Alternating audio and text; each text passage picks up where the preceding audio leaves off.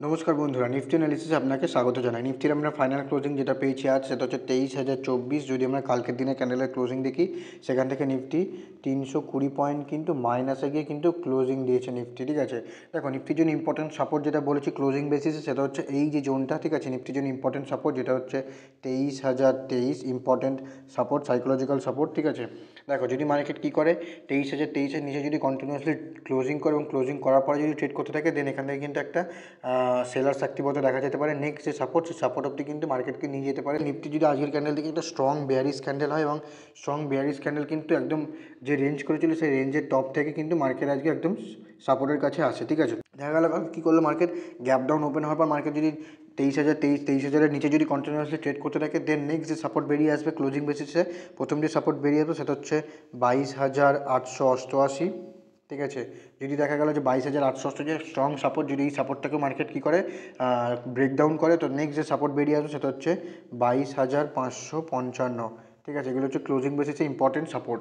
ঠিক আছে, যদি মার্কেট কী করে 23,023-এর নিচে যদি মার্কেট কন্টিনিউয়াসলি ট্রেড করতে থাকে, দেন এখান থেকে কিন্তু একটা ডাউন সাইড মুভমেন্ট দেখা যেতে পারে। নেক্সট যে সাপোর্ট, প্রথম সাপোর্ট কি 22,888, এবং নেক্সট যে সাপোর্ট সেটা হচ্ছে 22,555। এই সাপোর্টগুলোতে কিন্তু মার্কেটকে যেতে দেখা যেতে পারে। নিফটির জন্য কী বলেছে, নিফটির জন্য রেজিস্ট্যান্স কী ছিল, এই যে জোনটা। ঠিক আছে, মার্কেট যতক্ষণ না কী করছে এর উপরে কন্টিনিউয়াসলি ব্রেকআউট করে এর উপরে সাস্টেন্স করছে, ততক্ষণ না কিন্তু এখান থেকে কিন্তু কোনো আপসাইডে মুভমেন্ট নাও বলেছিলাম যে নাও দেখা যেতে পারে। ঠিক আছে, দেখো মার্কেট কী করে রেঞ্জের মধ্যে কিন্তু ঘোরে। ঠিক আছে, এই রেঞ্জের মধ্যে ঘোরে এবং রেঞ্জের কাছে যখনই মার্কেটের রেজিস্ট্যান্সের কাছে যায়, এখান থেকে কিন্তু একটা সলিড রেজিস্ট্যান্স, এবং রেজিস্ট্যান্সে মার্কেট কিন্তু নিচে এসেই ক্লোজিং দেয়। ঠিক আছে, সাপোর্টের কাছে এসে ক্লোজিং দেয় নিফটি। যদি আজকে যদি 15 মিনিটের চার্টে যখন দেখবো, মার্কেটে কিন্তু যে অনেক ভোলাটিলিটি ছিল, কারণ আজকে ইউএসের ডোনাল্ড ট্রাম্পের শপথ গ্রহণ ছিল, তো তার কারণে মার্কেটে কিন্তু আজ অনেক ভোলাটিলিটি ছিল মার্কেটে। যদি কালকে যদি দেখা গেল মার্কেট এই যে 23,000-এর যে লেভেলটা রয়েছে, ঠিক আছে, এর উপরে যদি কন্টিনিউয়াস মানে দেখা গেলো গ্যাপ আপ উঠলো বা গ্যাপ আপ খুললো, বা পাশাপাশি ওপেন হওয়ার পর মার্কেট যদি এই রেঞ্জ করার পর যদি আপসাইডে ব্রেকআউট করে সেই রেঞ্জকে, তো এখান থেকে কিন্তু বলা যেতে পারে যে 23,000-এর লেভেলটা কিন্তু একটা স্ট্রং সাপোর্ট। এখানে সাপোর্ট নিয়ে মার্কেট কিন্তু আবার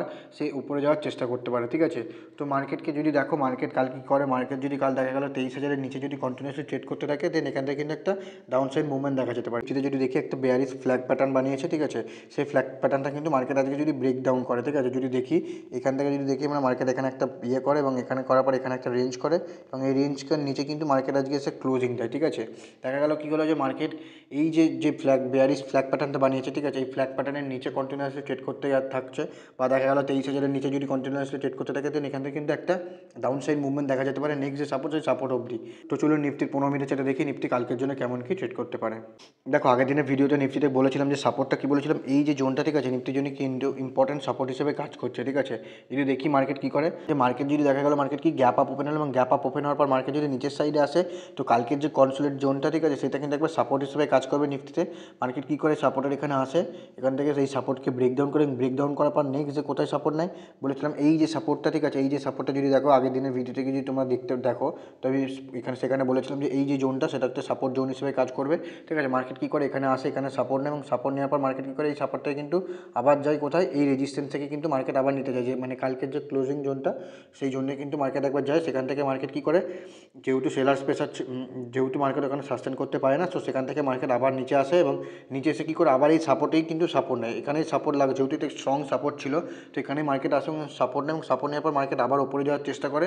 কিন্তু মার্কেট কী করে, এই যে লেভেলটা, ঠিক আছে, এই যে লেভেলটা যেটা ছিল, ঠিক আছে, এখানে রেজিস্ট্যান্স নেয়, এবং রেজিস্ট্যান্স নেওয়ার পর মার্কেট কী করে আবার এই নিচে আসে, এবং নিচে এসে কী করে এই সাপোর্টটাকে ব্রেকডাউন করে। ঠিক আছে, এবং ব্রেকডাউন করে কোথায় দাঁড়িয়ে আছে, এই যে 23,000-এর যে লেভেলটা ইম্পর্টেন্ট সাপোর্ট, যে সাইকোলজির যে সাপোর্ট, সেই সাপোর্টের এখানে কিন্তু মার্কেট দাঁড়িয়ে রয়েছে। ঠিক আছে, নিফটির জন্য এখন ইম্পর্টেন্ট সাপোর্ট যেটা রয়েছে, এই যে 23,000-এর জোনটা, ঠিক আছে, ইম্পর্টেন্ট সাপোর্ট হিসেবে কাজ করছে নিফটিতে। দেখা গেলো মার্কেট কী করলো, পাশাপাশি ওপেন হলো, 23,000-এর পাশাপাশি ওপেন হলো, এবং ওপেন হওয়ার পর মার্কেট একটা রেঞ্জ করার পর যদি আপসাইডে ব্রেকআউট করে, দেখা গেলো এই রেঞ্জের মধ্যে থাকার পর আপসাইডে ব্রেকআউট করে, তাহলে প্রথম যে রেজিস্ট্যান্স বেরিয়ে আসবে সেটা হচ্ছে এই যে জোনটা। ঠিক আছে, এই জোনটা একটা রেজিস্ট্যান্স হিসেবে কাজ করে, ছোটো ছোটো রেজিস্ট্যান্স তোমরা উপরে যাওয়ার সময় দেখতে পাবে নিফটিতে। ঠিক আছে, প্রথম যে রেজিস্ট্যান্স বেরিয়ে সেটা হচ্ছে এই যে জোনটা, যেটা হচ্ছে 23,133।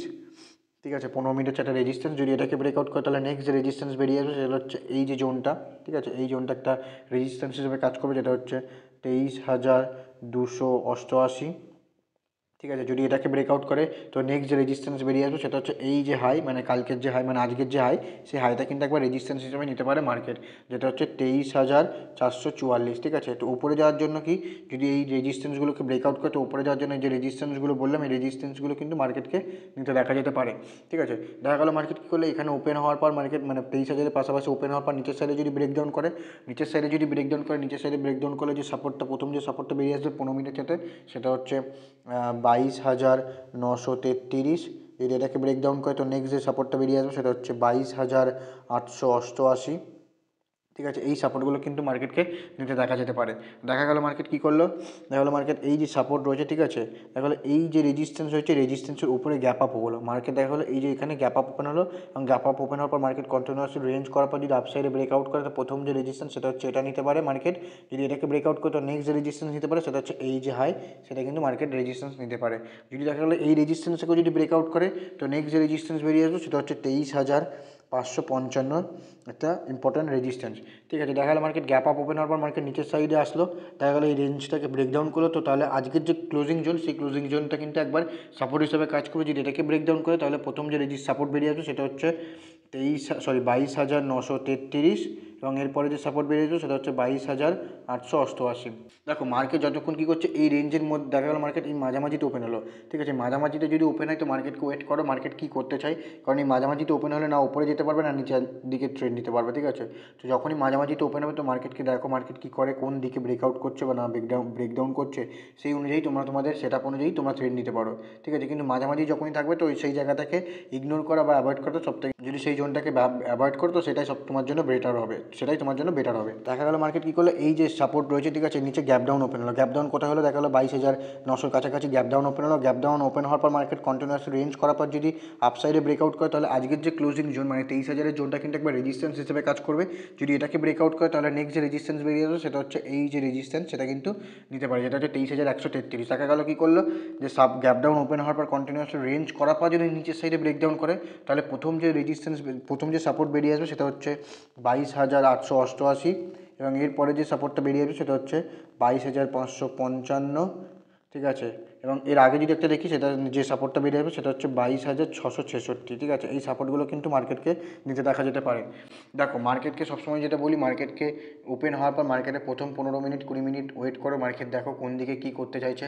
ঠিক আছে। কারণ ওপেন হওয়ার সাথে সাথে যদি ট্রেড করো তুমি তো বুঝতে পারবে না মার্কেট উপরে যাবে না নিচে যাবে, তো তার থেকে মার্কেটকে প্রথম 15 মিনিটকে দেখতে দাও, মার্কেট কী করতে চায়, মার্কেট কী বানাতে চাইছে, সেই অনুযায়ী তোমরা তোমাদের ট্রেড অ্যাক্টিভ হলে তোমরা তখন ট্রেড করতে পারো। দেখা গেলো মার্কেট কী করলো, সাপোর্টের গোড়ায় কোনো কিন্তু বুলিশ কোনো ক্যান্ডেল বানালো বা বুলিশ কোনো চার্ট প্যাটার্ন বানালো। যদি ভিডিওটি ইনফরমেটিভ লেগে থাকে অবশ্যই কমেন্টে জানাবেন।